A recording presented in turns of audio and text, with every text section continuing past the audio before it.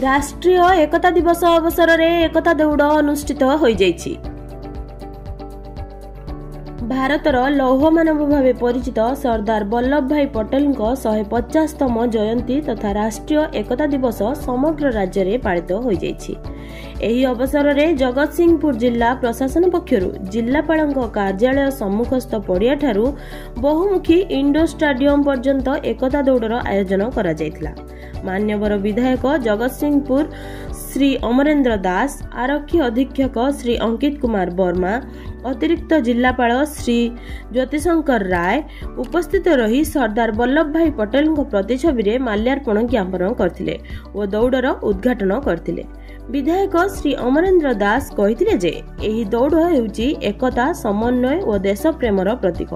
सरदार वल्लभ भाई पटेल एमिति एक महान नेता थिले जे शताधिक राजा राजुडांकु एकता सूत्र रे बांधि रखी एक अखंड भारत गढ़िथिले।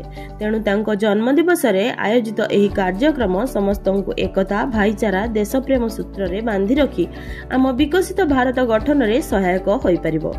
एही दौड़रे क्रीड़ा छात्र छात्री, विद्यालय और कॉलेज छात्र छात्री, जगतसिंहपुर जिल्लार विभिन्न जिला स्तरीय अधिकारी, पुलिस अधिकारी और कर्मचारी प्रमुख भाग नेइथिले।